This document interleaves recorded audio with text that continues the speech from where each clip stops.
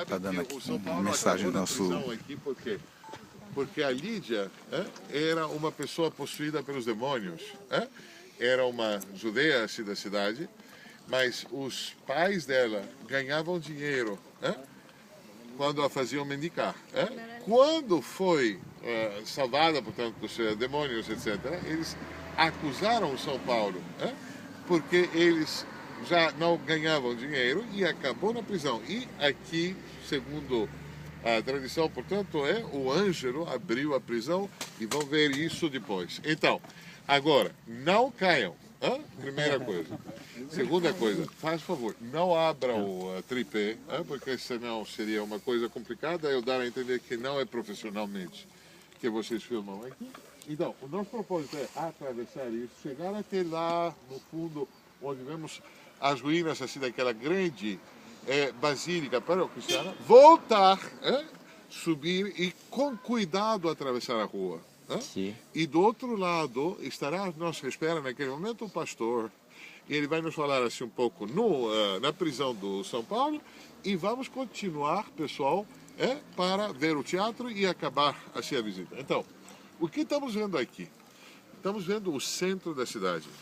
A cidade foi fundada, como temos falado, no 4º século a.C., pelo Filipo, pelo rei da Macedônia, o pai de Alexandre Magno. Mas, daquilo que os senhores estão vendo aqui, a maioria das ruínas, com a exceção do teatro, possivelmente, são posteriores, remontam à época romana.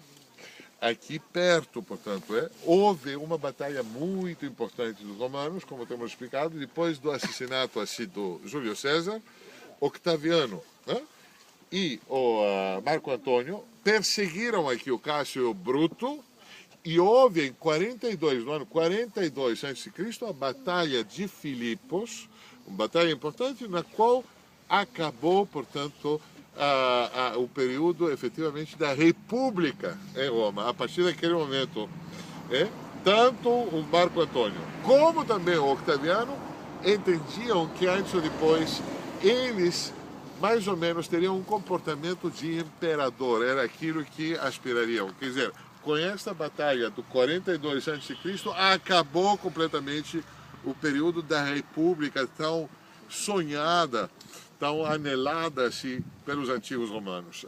Já seria o Império. Houve, portanto, uma cidade que evoluiu-se bastante, porque os romanos fizeram a rua, a Via Egnatia, que conectava, como temos dito, uma localidade que está na atual Albânia, na costa, quer dizer, do Adriático, com Bizâncio. O nome da tal rua era Via Egnatia. Os senhores estão pisando agora nas placas, nas lastras da Via Egnatia, na parte que atravessava o centro da cidade. Continuava, passava efetivamente por Kavala, por Neápolis, onde temos estado, e acabava na atual Istambul, onde os senhores estiveram. Entende? Uma muito lógica pergunta que me fez aqui um senhor. Qual seria a população aqui da cidade? É que durante as estadias assim na Turquia, os senhores, sem dúvida nenhuma, escutaram o número, por exemplo, é capaz que seja um pouco exagerado, de 250 mil habitantes para Éfeso. Você pode julgar mais ou menos qual seria a população de uma cidade à base do centro. Os senhores têm aqui a praça central. Sabem que Éfeso era bem maior do que isso. Então, nunca chegou a estes níveis, mas era uma cidade considerável e estava num caminho muito comercial daquela época, que uniria, portanto, Roma, porque, claro, a partir da costa da Albânia, com navio você pode chegar à Itália, com todos os bens transportados assim através de Bizâncio, assim através do leste para o Império Romano. Era bastante importante como para ter um próprio governador. Um governador, exatamente como seria no caso de Corinto, precisaria de um bema. Você vai escutar a palavra bema, mais uma vez, nos próximos dias, em Corinto, no equivalente desta praça central. Bema é uma palavra que o judaísmo, vocês vão continuar agora para Israel, utiliza como equivalente do ambo da igreja. Quer dizer, é uma catedra, é uma plataforma um pouco mais elevada para ser audita a voz. É mais ou menos como o púlpito. Então, reparem aqui o que fica do bema local. Aqui poderia subir, por exemplo, o orador daquela época para dirigir a palavra ao público que seria concentrado no meio.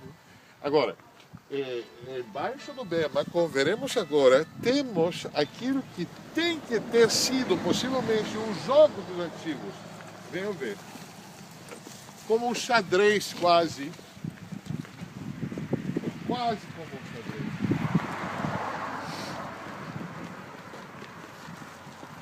Cuidado com as pedras soltas. Muito legal aqui, vocês estão vendo a explanação Essa coisa do nosso guia aqui. Ele está mostrando mais. Parece ter sido os jogos antigos. Como funcionava, não sabemos. Tirariam pedras, uma coisa assim. Mais ou menos como seria um jogo, por exemplo, até para crianças hoje em dia. E estes buracos que os senhores podem ver aqui são característicos, sabe por quê? Porque quando falava um político nessa plataforma que seria um pouco mais elevada, nós vemos só uma ruína.